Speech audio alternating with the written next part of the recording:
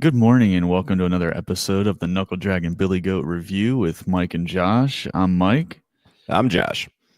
as always. As always, yeah, exactly. We were running through and our recording got a little snafu, but that's okay. So, Mike, like we were talking about earlier, what's our topic going to be for today? So today we're going to be talking about Veterans Affairs, and I think we're going to try and focus mainly on the healthcare provided by them. Is that right, or do you want to branch That this off? that is correct. I think we'll go with the healthcare and see where that takes us. I know that we've been to a few of those, and there's been quite a bit of news about the VA, probably within the last 15 to 20 years. I can't believe it's almost 2020. So hell, that's the last 19 years, really. And the major focus on that's been basically after 9/11. But I got a little trivia for you here, Mike. Do you know what year the Veterans Affairs? Oh, sorry, we're going to be technical here. The U.S. Department of Veterans Affairs was formed. I think it was back around 1930. 1865. Oh, grow up. Nuh-uh. Nah, man, for real. So it's been around since basically what the end of the Civil War. Sorry, the end of the Civil War. I guess they wanted to make sure veterans had some sort of care, and it's actually funny. Well, actually, you know what? Nope, nope, nope. Yeah, it actually was called. You know what? You are right. Never mind. Sorry. 1865. It was called. It's actually called. Congress created the National Home for Disabled Volunteer Soldiers in 1865. So I guess that was the first nomenclature of the VA. But you were exactly right. 1930. Damn. Yeah. Damn, son. Yeah, I think in 1930 they like consolidated it and then called it Veterans Affairs or something. Yeah, they wanted to make it sound. President Hoover, the vacuum, created the VA to consolidate. Damn, son. That's nice. So today, what I was reading was actually there's like 1,400 hospitals in the VA system here, and that's quite a few for as poor a service as they have. I'm sorry, I am going to be Debbie Downer on this shit today because I am not impressed with the VA healthcare system at all. What are some of your views on this before we kind of go in depth on the VA system? I know that you've been there a couple times. I've been there a couple times, type deal. My overall experiences have been pretty shitty. So I'll let you brighten it up a little bit. Well, I don't know if I'm going to brighten it up a whole lot. My whole spiel today is basically I'm just going to talk about personal experience and what I personally have dealt with at the VA. So just like all other government owned and operated, I guess, facets of our society, I mean, it's a pretty big downer. They're not very efficient. They have zero motivation due to it being a government job. So, I mean, they're not necessarily making a profit. They're providing a service at this point, right? Well, check this out. Some of the on my research, because I wanted to I like numbers. I'm a numbers guy. I love it. It says here with the VA, it provides care for more than 5 million veterans across the country. Okay. And it took in 50 billion in patient revenue. And this was in 2010. To put it into view, right? It basically was the second largest healthcare system in the country. Jeez. Isn't that crazy? 5 million people. But yeah, I mean, if you think about it, though, I mean, it's if you put everybody under the same umbrella, that's what it is. But, with a lot of these numbers, though, I mean, it's pretty nasty. And the big push on it, kind of like we were talking about, was after 9/11. We're sending boys and girls over to nice sandy places to work on tans and defeat evil or whatever. But it actually showed, I think it was 2001, that the budget for the VA basically quadrupled. And the care is still the same. Well, yeah, I mean, that's kind of my point is, I mean, there's no real incentive for them to do an amazing job. I mean, there's just not. It's not like they get paid more if they do an amazing job. It's not like they get paid less for doing a crappy job. And there's just no real incentive there. I mean, Well, And it's anything with standardized, I mean, standardized healthcare. That's what a lot of these people want. Not a lot of people, but that's kind of what you hear. Oh, nationalized healthcare is awesome. Nationalized healthcare is great. Everybody could go to this, and there's one doctor that we go to, and it's gonna just make everything just fucking hunky dory. And that, my friend, is not the case at all. Yeah. Perfect example. The VA healthcare system. I mean, just to get an MRI. So they're trying to schedule me for an MRI right now, right? Because I had a pretty messed up neck, and they're like, "Yeah, we'll put you in for it. You should get a call within like the next 2 months," is what they told me, to schedule your MRI. What? Yeah, and then I know where it's gonna be. It's gonna be up in Danville, which is over an hour away. So I've got to wait 2 months just to get somewhere between now and 2 months is what they're guesstimating. I'm going to get a phone call that's going to schedule my MRI, and then it's not like it's going to be scheduled for that week. It'll be like another month or two out, maybe even 6 months out. I've had appointments that were like a year out. Like, That come on. ridiculous. It's funny that you say that now. I'm actually looking on, that's the VA site, so who knows how true this is, but there's a Veterans Choice Program, right? It's basically you're told by your VA facility that you'll have to wait more than 30 days for an appointment. You reside more than 40 miles away from the closest VA. It says, Yeah, I'm familiar with that. I have a Veterans Choice Program card. Oh, that's hot. Yeah. How do you get that? They just like, here you go, here's a card, or is it like the new ID cards they give you?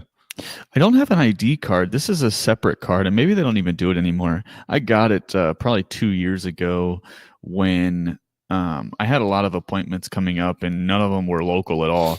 But the way they get around doing that is they go, "Oh, okay, well, you'll just still wait. Who cares? And we'll just pay your mileage." Is that it? Holy moly. Yeah, I mean, it hasn't really been beneficial to me. I mean, there's been like one opportunity where I actually got to see a civilian doctor, and it was really close. Other than that, they're just like, "Oh, well, here, just go really far, and we'll just pay your mileage, and it all equals out." Now, do they have like doctors in their network on this, or is it like a doctor you can choose? Because I can see how this goes already. They have this program saying, all right, you have this choice, but you got to go see, was it Dr. like Nick Riviera off The Simpsons? Do you remember Nick Riviera? Yeah, they do. Hey, everybody. They do pick the physician. You don't get to pick it yourself. Or at least that was my experience. Weak.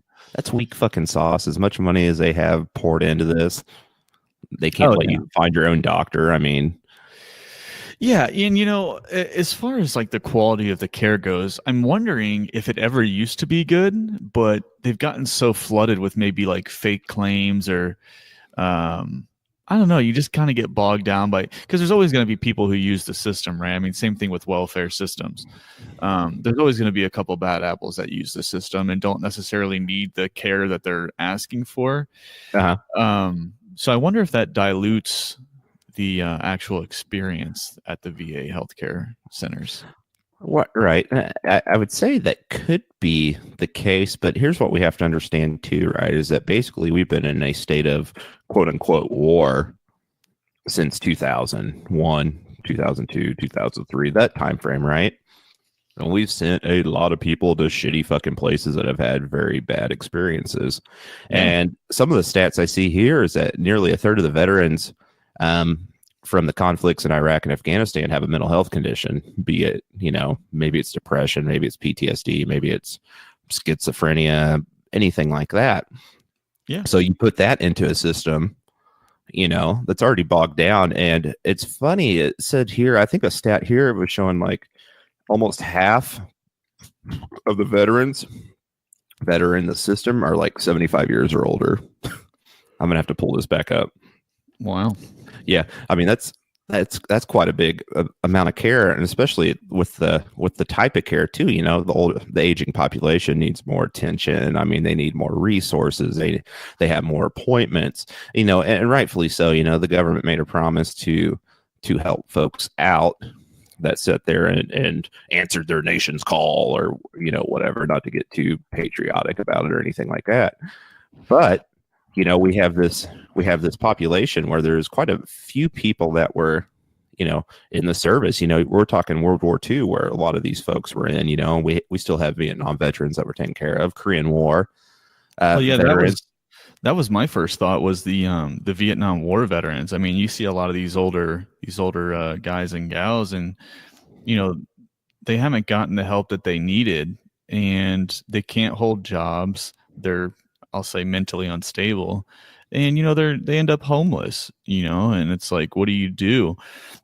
Which is part of my frustration with all these. And I'm going to go a little political here. I mean, this is part of my frustration with our government, both sides, all sides, wanting to send money overseas and help all these other people. And I'm like, you're barely helping the people that you paid to, do these things for you overseas. I mean, they come home and they're all messed up. I mean, most of it's not physical. Most of it's mental, to be honest. I mean, I haven't looked at the statistics on it. Sorry to interrupt. I haven't looked sorry, my bad. I haven't looked at the statistics on it, but I would say the majority of these claims are for mental issues. I mean, I know personally, I've had issues keeping relationships, and I haven't even been into like any heavy war zones or anything. Yeah, and see, that's the misnomer on that. And I'm going to do a little stat correction here. It's actually that 50% I was telling you about. It says percentage of males aged 75 years and older that were U.S. veterans in 2017.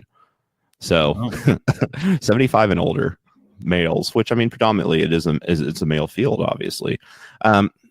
Look at this. Let's see here. But I think you're exactly right. And the stigma on the mental health, you think about this, World War II is shell shock or whatever, or battle fatigue. And then you go to Korea, and then you're going to Vietnam, you got this 1,000-yard stare. And a lot of those people weren't taken care of, actually. And holy cow, the numbers on this, more so, whenever we chose this topic, I'm in the same boat as you. I've gone there for mental health issues, and actually am going there right now for some of that stuff. And let's see here, it shows that 66.8% of patients had no health diagnosis, mental health diagnosis in 2013.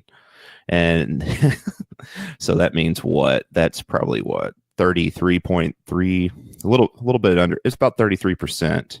Yeah. That have, let me see, it says 20% of them had a mood and anxiety one, and it says 4.2% with PTSD. And let's see here, in 2014, says there were 39.2 suicides per 100,000 population among vets. That is more than 3 times the national rate in 2014. And who knows what that's from? But man, it is such a pain in the ass going through the VA. And I think the premise of us doing this show today is more so to get the information out to a lot of our fans or our veterans or family of veterans and things like that, which is good. Keep looking and listening to the Knuckle Dragon Billy Goat review with Mike and Josh. There you go. Insert promo here. but really though, it's what we've talked about kind of a few times. We've kind of touched on it on a few shows, and I think one of these days we'll actually probably do a show just like based on just depression and mental health issues anyways. It's kind of, that's especially in my wheelhouse, having a psychology degree, I'm about 10 years away from being a doctor, obviously. But where I'm going with this, though, is that, a lot of these resources, especially newer resources that they have now, weren't around a decade ago, Right. And then you sit here and I tell you what, I've been talking to a shrink, and my cat's here, like messing with the mic, which is awesome. Little runt cat. But you go in there and you talk to somebody, and it's kind of like what you're talking about too, about the inundation of folks going into the system. A lot of folks don't want to go and get the proper help that they need, or they go and they have an experience like I did, in 2012, where I'm at the Amarillo VA, and I'm like, hey, I'm having these types of symptoms. They're like, well, talk to this guy who's like a PTSD coordinator or whatever. And I go to talk to this dude, and he's like, well, you didn't have any combat experience. You don't have a traumatic injury. I'm like, are you serious?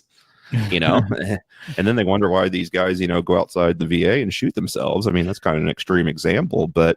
Well, real quick, can I add into that really quick? Yeah, go ahead, buddy. Well, because I was actually talking to a psychiatrist, I don't know, probably 3 weeks ago about some sleep issues I have. And this was at the VA. And they also brought up PTSD with me. And I was like, well, I've never really been in a war combat zone. I wasn't taking fire or anything. And he actually told me the opposite of what you were just told. He told me that you don't actually have to be in a war zone or anything like that to actually get PTSD. He's like, it could be any type of a situation that can create this trauma inside your brain that basically makes you relive a moment. It doesn't necessarily have to be this crazy war zone scenario. It could simply be one of your friends came back from overseas and killed himself. It could just be something simple like that. It doesn't have to actually be you being somewhere and being shot at. Yeah, exactly right. And that's kind of what they've told me now. Anyways, 7 years after the fact, dealt with all this crap and, and I've gone to like a partial hospitalization on my own accord, kumbaya, group speak, all that good stuff anyways. But here's the thing you run into with that as well is that there's not a lot of commonality, with the population. I think I was reading here like 7% of the population's served in the military recently or something to that effect. Which I always hear different numbers on that, 1% to 10% or whatever. So we'll just say 5, right? Yeah. So sure. you're sitting in a room of 100 people. There's only 5 of you that may have a common experience, and I think you lose a lot of that in a therapy setting, anyways. But so fast forward, I go in and talk to these folks, and I'm telling them how I feel and all this good stuff. But you can actually go on. It's on. My Healthy Vet or whatever, and you can pull up a lot of the information through these, some of these notes that they made. It's not necessarily like your records verbatim, but just to read, like if you have time, like after this, pull yours up and read some of the shit they write in there. I mean, it's like, really, dude, it's like, yeah, dude, it's funny because like mine, I laugh because it'll show you, it says problems. I think one section is like problems, and they code out like what kind of issues you have. And I laughed because I was looking through one of them was like overweight, and they had the code for that. And I'm like, yeah, I was like, well, they're not wrong. I said, that's pretty spot on. Another one was like, I had an issue with like cholesterol or something like that. So they had that in there. And then one that really got me is actually when I was in Amarillo that I'm going to hammer these motherfuckers on is it showed an adjustment disorder. I was like, what is that? And it's basically like a precursor or a skirt around for them to say, well, it's not PTSD you got, it's you have this. It's splitting hairs. But it's funny though, is that I was reading my recent notes with this shrink I was talking to, and like she like put quotes around like certain words, and I'm like, oh great. I was like, that's awesome. Yeah, are they insinuating that they don't believe you? Or? Yeah, well, that's the impression that I get, And I have to pull this up, but I mean that discourages a lot of people from actually wanting to get help, or they sit there and they feel that it's minimalized. And I know some of the buddies that we had are like, dude, I'm not even going in there because some people are really messed up. It's like, no, it's your right to go in there and get proper care, one way or the other, right? Obviously, and a lot of people they don't take that advantageously. And there you go. So, well, yeah, I mean, and look at the time it takes them to get back to you on things. Okay, so my excuse me, my experience there. I'll give you this one happened recently, and I think I already told you about it, but let the folks know. Let the folks know. Let the good people of the world know. Yeah. So, I've been having back issues for years. I got smushed by an airplane wing and when I was in the military and kind of hurt my back a little bit. Shit, didn't we all? I know, right? Yeah. So, well, hey, before you tell them that, you should tell them. So Mike and I worked on the U-2 Lockheed Dragon Lady, which basically it's a 50-foot body and is 107-foot wingspan ish. I think it's 52 feet nose to tail. 16 feet from ground to top of the stab, and then I think the wings are 104 feet wide. There you go. So the plane's disadvantaged as it is,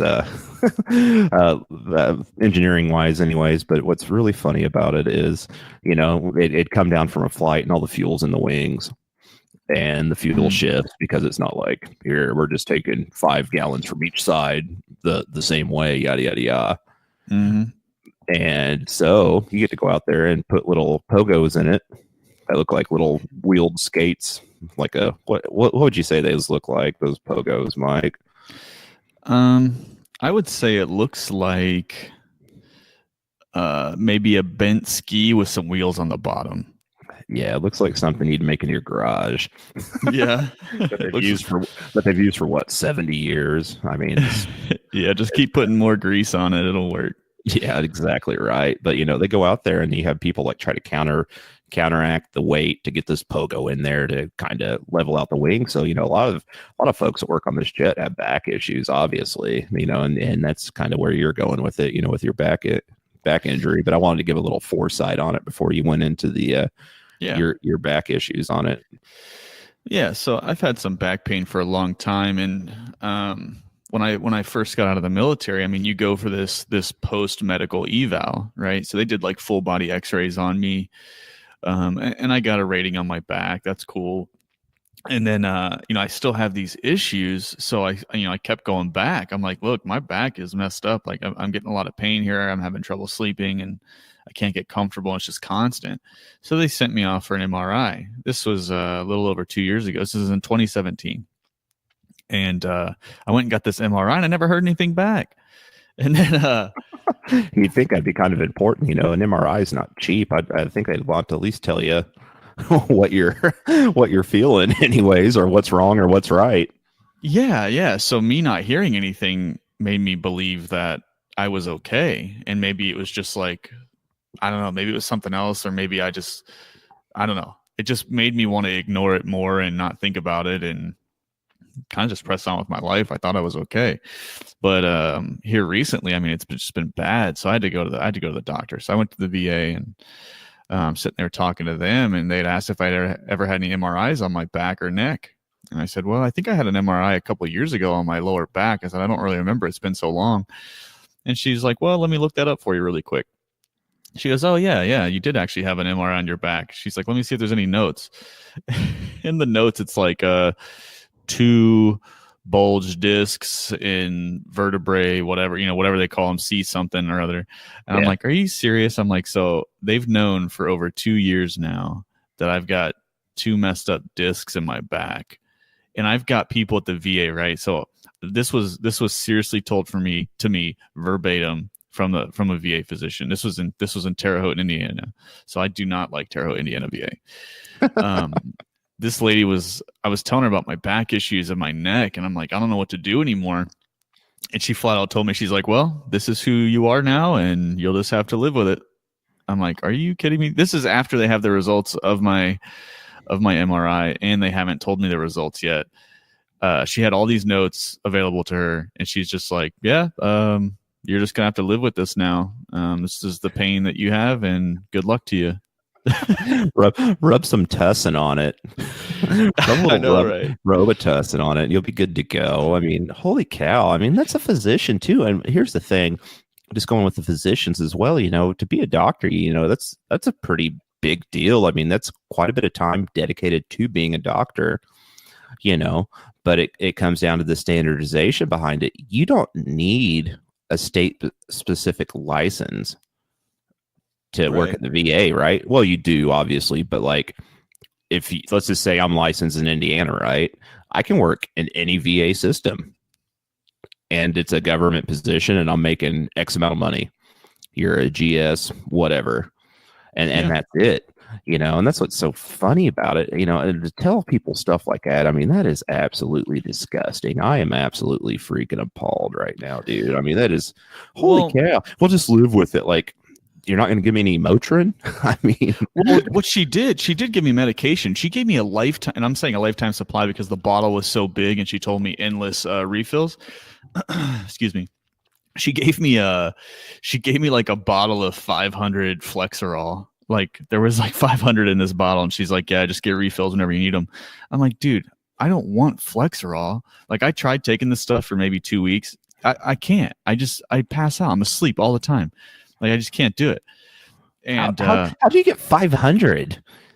dude, I'm telling you, they gave me the world's biggest bottle of Flexerol. It looked like a water bottle full. They're like, here you go. You do. Hey kids, do you like Flexerol? Like, here you go. Like, first of all, there's many things wrong with that, right? Many things. Like 500. I mean, come on. That's just like, I've never heard that in my life ever. It was hundreds. I don't know if it was exactly 500. No, but still, though. I mean, you think of most medications, you know, even if you get a 90-day supply, you know, even if you get a 90-day supply, how many they want you to take today? Was it like take as needed, or was it like, here, take like 2 a day or whatever? I actually think it was 1 in the morning, 1 at night. But what I ended up doing was just taking them at night, because I have a hard time sleeping, man. I toss and turn all the time. I can't get comfortable. You know, like my back and neck is just total dog shit.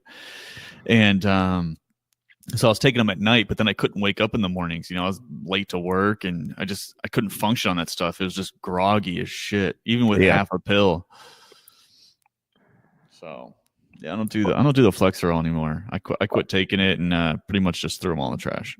Yeah, I mean, Jesus Christ, and here's the thing too. You know, especially with that, I mean, that's an opiate as well, and we've talked about opiates quite a lot on our show, especially with the pharmaceuticals type things. I mean, first of all, that leads up to an addiction. I mean, it could very well, depending on the person, anyways, right? Second of all, if I got that many and I don't want to take them, maybe I sell them and try to make money, and then I go to jail, or you know. It's just a lot of things that can go on that I mean, that's just like irresponsible. And I mean, that's like, when you think about VA care, that sounds like typical shit, dude. Well, it just shows me they don't care. And I mean, that's the overall consensus I got from going to the VA prior to my recent visits. Now, I'll talk about my recent visits here in a minute and how they've gotten better. But in the past, I mean, I just genuinely didn't feel like they believed me. And it started to like deter me from wanting to even go. Like, I'm trying to explain what's going on, and I'm being told to deal with it. And that's just kind of how it is now. And they gave me some freaking like TENS unit thing that shocks my back. And they were talking to me about acupuncture. They're like, well, we could try acupuncture. I'm like, man, lady, I don't want acupuncture. I'm like, I want you to like look at me and actually do something. You're just sitting there like, right. I want a backiotomy, you know. I want something. Yeah, I want you to, you know, actually look at my back or do something. And then, you know, come on, man. 2.5 years later, they're like, oh, you actually had 2 bulge discs. And do you think from that, you know, we kind of alluded to it earlier, is it just because maybe a lot of the folks that go in there are just looking for a claim? You know, I mean, it's possible, but still, it's like going into a new relationship. You can't take that baggage with you. You have to treat everybody as it's their own instance. You know, not everybody's looking for a buck. And I mean, some people actually are having a hard time. I would like to assume that I am one of those people having a hard time. And this most recent time I went to the VA, I mean, I was like, it was a last resort. Like, I didn't even want to go, but I didn't know what else to do. I mean, I wasn't sleeping. I was getting angry at work and just yelling at people, and my relationship was getting crappy because I was just edgy and not sleeping, and I was in pain all the time. And so I go in there and I'm like freaking out because they're like, well, where does it hurt? You know, they're giving me the whole rundown, and I'm like, well, this is what's going on here. And I give my entire history of what's going on. And that's when, you know, she looks at my records and she's like, oh, it shows here you have 2 bulge discs. I'm like instantly pissed at this point. I'm like, you guys have known. You guys have known for this long and nobody's ever said anything. But they were very helpful. I mean, this place was very helpful. This was in Mattoon, Illinois, and they were very nice people, and they got me. I made it very clear I didn't want anything addictive. So they were actually really happy about that. They said, they did tell me that most people that come in with pain want an opioid. And I said, okay, well, that sucks, but I don't want an opioid. I said, I will not take anything addictive. So they got me on a non-addictive sleep aid, which is basically like a nerve blocker of some sort, so that it reduces the amount of pain I feel at night. So that's supposed to help me sleep. Like a gabapentin or something like that. Yeah, yep. And so I take that before bed, and then during the day they got me like 2 other medications. I can't remember what the names of those are, but they're basically like a I would say probably like a pain medication. And I think the other one they gave me was like an antidepressant or something like that. Try and even my mood out or something. Yeah, like a mood stabilizer. I mean, that's good too. Yeah. Because here's what people don't understand. They think, okay, well, let's just use your example here, and you can step in any time that you'd want to do. But you know, you're in pain or whatever, and yeah, you got the physical pain and all that stuff, and then like the emotional and psychological effects that it takes on it.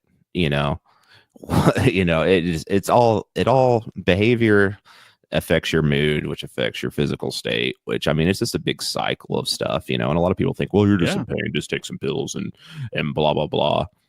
And that's what's so great about it, but check this out, right? So I'm looking through my stuff here, and I guess I'll talk about some of this anyways. So basically, like, what was it? The 4th of February, I was like, I don't want to go to work. Like, I just didn't want to go to work, like, at all. That my depression been shit, just for a couple months anyways, type thing, right? So last year around March, I went to this program at a hospital that's local here, and it was pretty decent. A 3-week program. They got like medicine regulation, all this good stuff, right?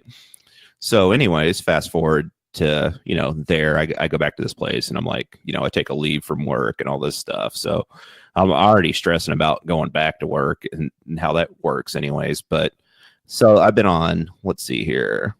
I'm reading through this. I've been on Zoloft for about a year or so, and I've taken that on and off throughout my adulthood anyways. But it's funny, I'm reading this lady's notes here, because I mean, this is stuff this lady wrote. And she goes, he said he had symptoms his whole life of depression and anxiety. Didn't say that. Fucking prove it. Right? And then said, this week they put me on Seroquel. If they ever try to put you on that shit, do not take it. Dude, I've taken Seroquel before. You don't want that. You don't want that at all. That shit fucked me up. Like, they gave me, they gave me a 50, right? They gave me 50 milligrams. Like, here you go. Just take it. You like at bed, whatever, mood stabilizer. I've had the same stuff. Like, you talking about like mood outburst and yelling and screaming and just being like a complete dick. That's exactly what I was at. But they're like, here, take this. So I'm taking that in addition to everything else that I had. But dude, I'd wake up in the morning and it was like I missed the exit to this place. I've been to this place like 20 times, before. Just missed the exit. Like, I was trying to back up my truck, couldn't do it. Like, physically could not do it. But it's funny here though, because I'm reading through this, it says this was added by this place I'm going to due to, quote, manic symptoms. Quote. I mean, that's so disheartening, Yeah, that's like, pretty annoying. That. Like, you're sitting there, like, especially for males. I think males definitely have a stigma too, is that like they don't want to, say, I got a problem or whatever. But like, this lady's just like writing it off as, quote, manic. Like, oh, sorry, I'm not a doctor and I don't know the proper terms. I mean, that's exactly what it is. You dumb broad. No offense to dumb broads out there. I know some of you are just really dumb, and that's just the way you're made. But but they sit you in there, right? So here's what happens, right? We'll give a little overview on this. I don't know if this is kind of getting off topic, but no, hit us up. Go ahead. I don't care. So I get realigned with the VA system, and like you said, it was actually a pretty night and day experience for me. So I go there on the 6th? Yeah, the 6th. I'm like, hey, like, I'm having this going on. They're like, cool. So they set me up an appointment. Actually, I had an appointment that day. Sorry. Talk to a nurse. They do these screenings, depression, PTSD screening. And hey, lo and behold, I pass those with flying colors, positive as a mug. So I go talk to a doctor. They give me the same screen and all this, do that. Then they hand me to a social worker. And this is like the oddest experience I've ever had with social workers. A social worker? That's weird. Yeah, social worker, right? So I'm talking to this lady, and she's like writing stuff like in the computer, but she's not talking. Like not talking, like making like weird sounds and stuff. And I'm like, she's like, we got to make a plan. They're like, do you have this and that at home? I'm like, what's it to you? So they give you this list, like, hey, if you feel like this, blah, blah, blah, blah, blah, do that, do whatever. So then I go and check with somebody, but it's crazy, man. That's so funny. Let me see. Patients on this, and here notes wants referral to psychiatry. PTSD depression screen is positive for suicidal ideations. No shit, Sherlock. You know, and then they get you in there, and they're like, well, meh. But it's funny though that they put all this out. But it's kind of funny though too is that there's a lot of play around this, especially with President Trump. I can't believe I called him President Trump. I never do, but President Trump. Well, he's your president, whether you like it or not. Not my president. Want to make a bet? Yeah. No bets. Oh, Jesus. But yeah, they get you there. With the reform behind it, I think it's good, but I think it's a little too late. You know what I'm saying? And that's no dig on the president at all, because you can't fix a system that's that fucking broken. And do you remember like back a couple of years ago, like in Phoenix, I think it was Phoenix, where they like fired the head of the hospital there for like this egregious shit, like shredding files and not doing like follow-up appointments, like your stuff there. Like you honestly probably need to call this veterans compensation company and be like, dude, check this out. Yeah, I remember that. I think that was down there. But yeah, I think you're right, man. I mean, maybe the system is too far gone to be fixed, but I have seen positive improvements just in my personal experience. I mean, like when I was going to Terre Haute, that was a couple of years ago, and it was total garbage. I mean, I hated going. I felt like they looked at me like I was a liar and didn't believe me, and it took me a long time to want to go back. It's not so much a male thing, like where I'm prideful about it. I mean, maybe that's what it is at home, but man, if I'm taking the time out of my day to go to you guys and I know it's going to be crappy service and I'm still going to do it, like, can you just believe me that there's something probably really wrong? Well, at least, for me, at least go through the motions of it. Be like, okay, well, we'll have you go to a physical therapist or something like that. They could easily say, here you go to a physical therapist. We'll stretch you out or whatever. Go that way. If that doesn't help, go this way. If that doesn't help, go the other way. But it's like you're saying, it's discouraging. And for me, I was out of the system. I think I went one time in Kansas. We lived outside of Fort Riley, which is a shithole. Mm-hmm. And I went to like some clinic or something and had like blood drawn, and that was about it. Talked to a lady. They're like, yeah, you're fat. And I'm like, yeah, I know. Like, what do you want to tell you? But they give you these screens and they ask you these questions. I'm like, why am I going to say yes to any of these questions? Because you guys aren't going to do shit for me anyways. You know what I'm saying? Yeah. No, yeah, I get that for sure. But I don't know what they could ever do to fix going back to like the Vietnam veterans, all the homeless veterans you see that have mental instabilities. I don't know what they could do to resolve that moving forward. I almost feel like those are maybe too far gone, but you can't really say that either. You know what I mean? Is anybody too far gone, or does it just take extra? It takes extra, but the thing is, are they willing to do that? We've seen here, our government can't even fix water in Michigan. Oh, I know, right? Because they don't want to. I've been watching a documentary with Shell. It's like Flint Police or whatever. And dude, it is like a third world country, man. Like, I feel terrible for these people there. But you don't hear anything about it on the news. What do we hear about on the news? Well, this or that, or it's just a certain agenda. And that's what we've talked about, news wise anyways. But with your coming back to your homelessness here anyways, some of these stats here show that the estimated number of unsheltered homeless veterans in 2018 was 14,000, almost 15,000. That's just reported. Oh, right. Yeah. Think about the unreported, Oh, yeah. And then the quality of life for a lot of these folks. I mean, I'd like to know how many folks are in jail just because of stuff that could have been taken care of by the VA. Yeah. And I would still say that, okay, so let's put those aside and look at the amount of people who don't come forward and say things that actually do have a problem. And I would say, and this is just, again, from recently talking to a psychiatrist about some of my sleep problems. He explained it to me this way. Because see, I had thought it stemmed from basic training.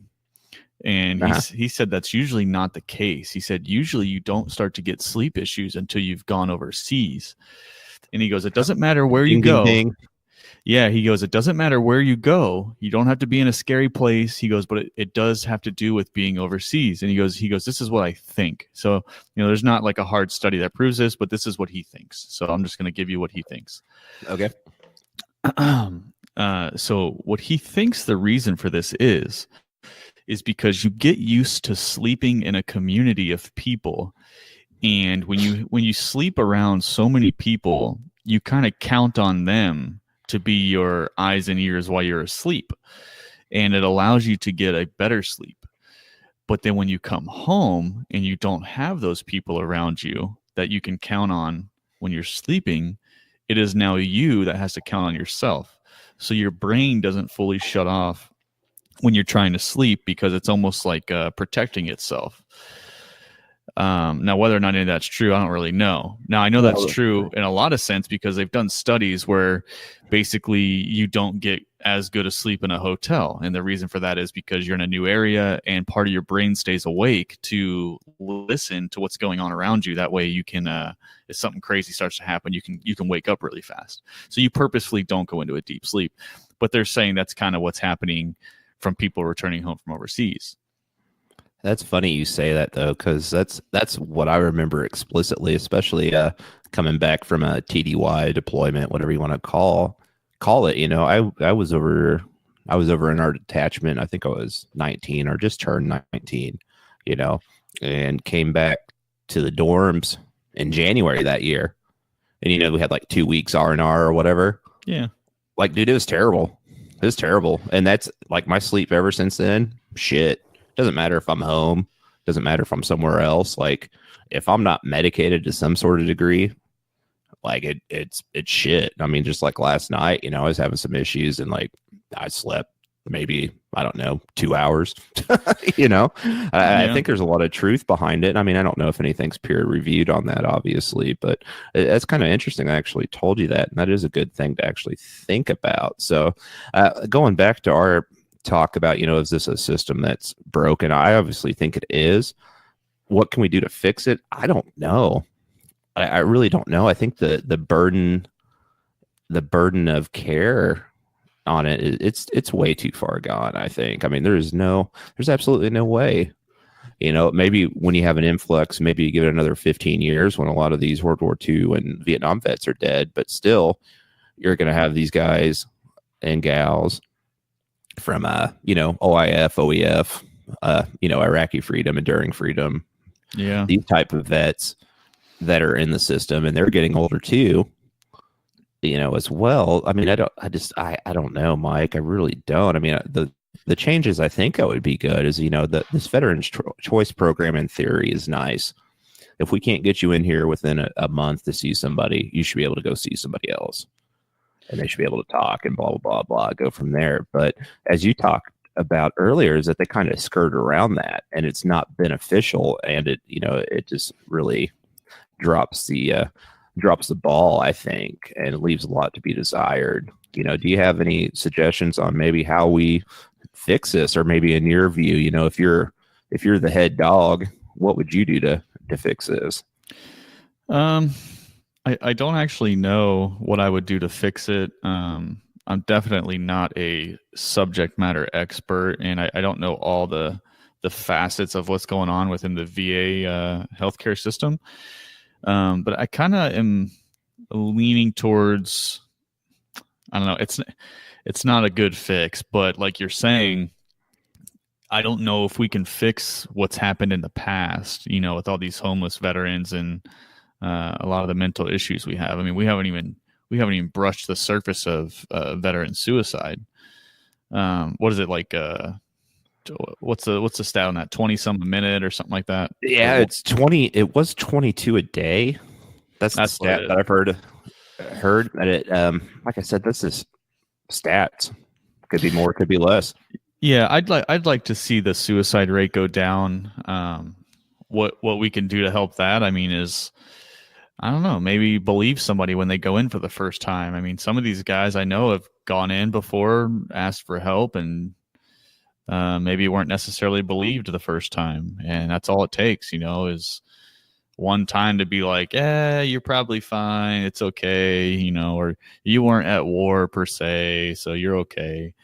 But I mean, that doesn't really dismiss the suicide rate. So, Yeah, it really doesn't, and it sits there and it still skirts the issue on a lot of this, and it doesn't matter because an experience that is traumatic to somebody may not be traumatic to you and vice versa. But right. At the same time, I mean, why not take that? These people volunteer. We volunteered to do some stuff that a lot of the population doesn't do. Now, do I need a red carpet and things like that? No, obviously I don't. But I go in with the premise that my government is going to take care of me. And that's, oh, goodness, I just opened the ball up on that. Government actually taking care of somebody. That it doesn't happen. It just doesn't matter. It really doesn't matter. No, it doesn't. And back to what I was saying, I don't know if we can actually fix what's happened in the past, and what maybe some people are too far gone, and that sucks to say, but that may be the case. I have seen some improvements. Like I said, I mean, going to Mattoon, I mean, they treated me completely different than the Terre Haute branch, and it was a couple years in between the two, so maybe something's changed between there. But man, they've been super friendly, and I actually felt like they cared and wanted just to genuinely help, and they listened to me as far as not wanting opioids. And I think she actually mentioned too that they're trying to get away from using opioids, because I mean, honestly, I think that probably helps the suicide rate, honestly, because I think what was happening was they're getting people on these opioids and basically not giving them any help to transition off of them. And they were just kind of cutting people off cold turkey. And when you have a constant pain that's been a part of your life, and you're on a medication that basically numbs it all, and then you just take that away, that's kind of a big deal. So when you have the addictive substance of the drug, the opioid, that you have to tend to, and they just cut that off cold turkey, and then you all of a sudden have this pain back that they're not doing anything about because they're trying to cut you off these opioids, and they don't give you any programs, any help for that. They're not sending you to, you've been on an opioid for freaking 6 years, and it's like, well, you're done now, and now you've killed yourself. So I don't know what they're going to do about that, but I do like that. I was told, I don't know if this is true or not, but the lady I went and saw, she did tell me they are trying to cut back on opioid use. So she was excited to hear that I didn't want any opioids. Oh, yeah, that's what I've told my doctor too. It's like, hey, we can give you this. I was like, I do not want an opioid. And for me, is that I have an addictive personality, right? Like, if you're to give me like that bottle of 500 Flexerol you had, I'd be eating that shit like candy. I can't have it. I know I can't have it, and I tell them that. But it's funny though, I like what you're saying about these people cold turkey going off the medication. Even looking into the opioids more so, what opioids do in your brain is that they release endorphins, right? These feel good molecules or whatever within your brain, give you pleasure, block pain, things like that. Now, short term, it's great, right? But with anything that you take over a time, over a certain amount of time, right? Your body normalizes it, right? It's the same as somebody like, let's say somebody does crack or whatever, right? And they smoke one crack rock and it's great. I love crack. It's great. I love crack, Joe Rogan. But, at a certain time, you have to take certain amounts of the drug to come to normal, right? And then if they sit there and these people can't get these drugs and they go like cold turkey per se on that, that's even worse. You got DTs, all this stuff, So, I mean, long-term opioid-based treatment is I remember I read a study years back on it. It's really no better than taking Advil over a certain amount of time. Like, opioid treatment should be short-term type stuff.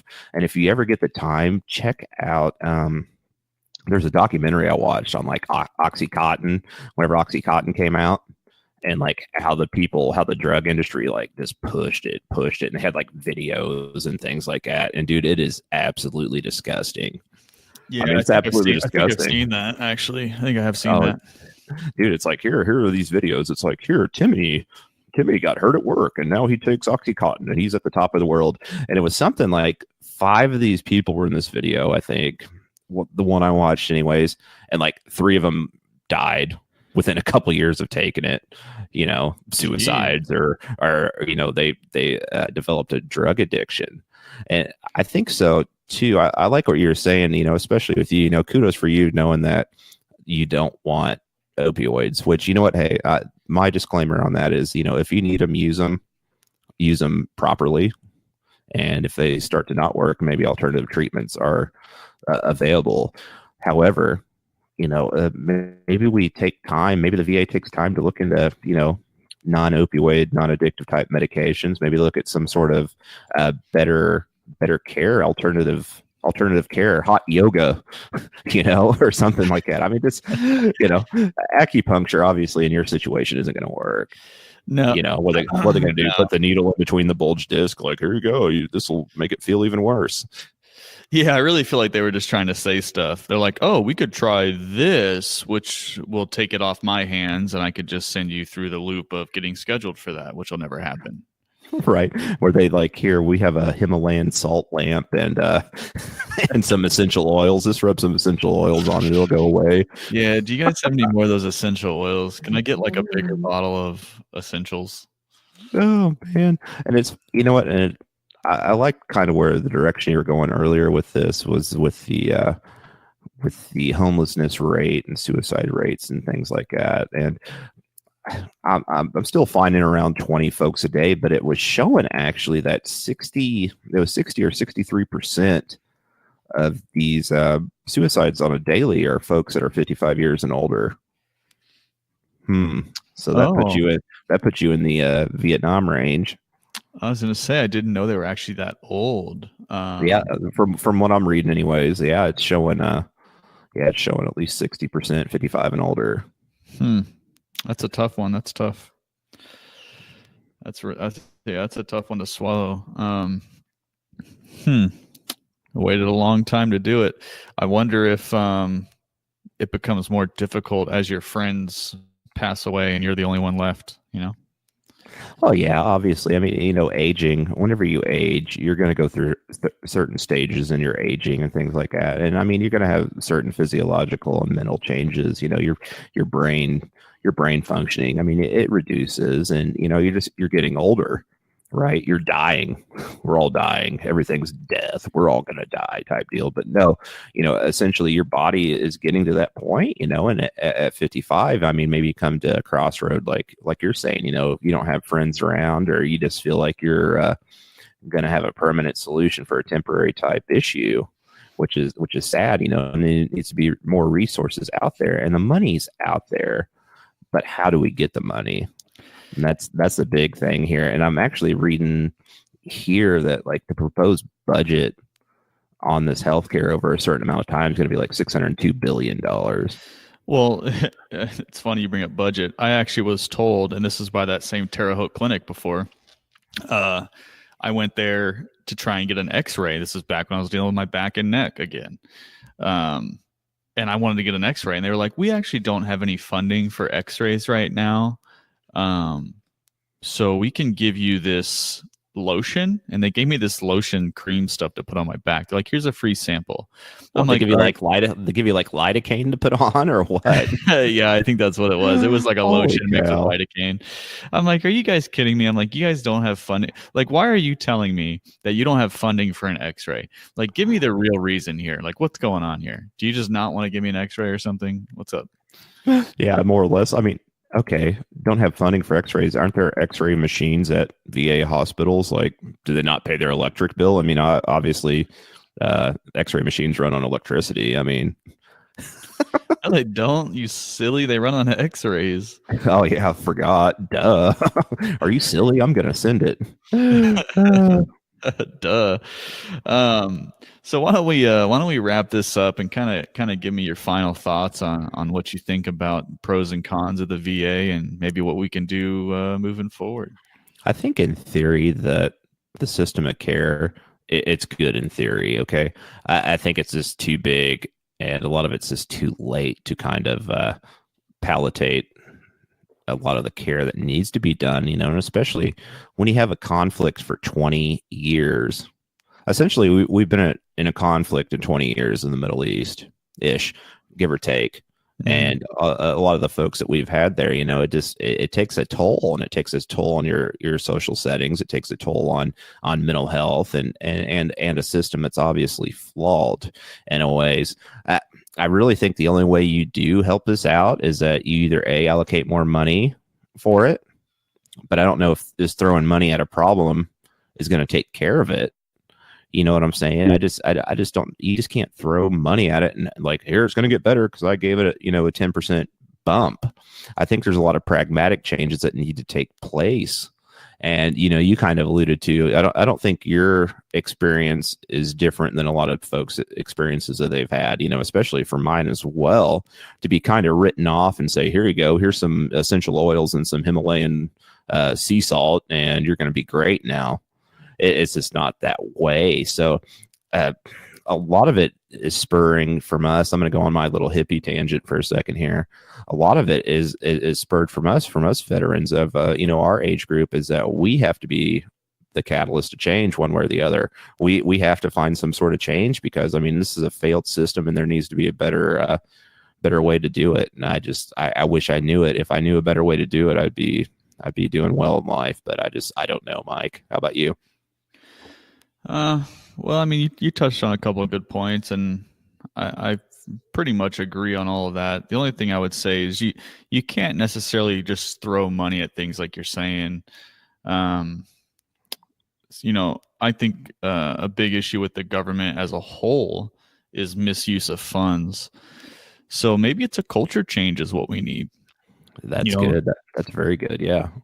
You know, maybe it's just more training, more education, more feel goods. I'm not really sure. I have seen a bit of a culture change between, like I said, 2 years ago when I was in Terre Haute, and then most recently here in Mattoon. I've definitely seen a huge change in the way I was treated. I hope that continues to progress and move forward. Now, whether or not that's due to more funding, I don't know. I kind of feel like they were BSing me when they told me they didn't have funding for an X-ray. Whether or not they actually were bullshitting me, I don't know. That's just what I feel like. I feel like X-rays probably aren't that expensive, especially when you're doing it in-house. Yeah, you have the equipment, like where they're like, was it like the vibrating beds you see on the old movies? You had to put like a couple quarters in it. They're like, we ran out of quarters today. You're not gonna use the X-ray machine. Yeah, I know. I feel like you just click the button and you're good to go. But I don't know. Maybe there's a piece to that we're missing. But I'm hoping with like advancements. Sorry to interrupt. I'm hoping with like advancements in technology, though. Maybe a lot of this can, technology usually cheapens a lot of things, and by cheapen I mean price. We see in computers, let's just say computers for example, computers used to fit like in a basement and were like just an exorbitant amount of money, and now you can buy a computer for like $200. Hopefully going forward we find some sort of technology that kind of help alleviate this, and maybe we get integrated more so a VA into a civilian healthcare practice as well, and have some sort of continuity between the two. And that's about my only reasoning on it, that it could get better. Yeah. There are some issues where I've had to go to the emergency room for my back, because come to find out I have bulged discs. So every now and then it like pushes forward to my chest and I have a hard time breathing. So I had to go to the emergency room one day, and that was like a handful trying to get the VA to pay for that. But anyway, as we wrap this up, I think the VA healthcare system is getting a little bit better. I hope it continues to improve. I'm not entirely sure what we need to do to reduce the suicide rate. I would hope maybe just continue to be more friendly and not utilize opioids as heavily as they used to. And if they are going to start backing off of opioids, I hope they do it in a way that they provide support structure and a way to wean people off and not just cold turkey them.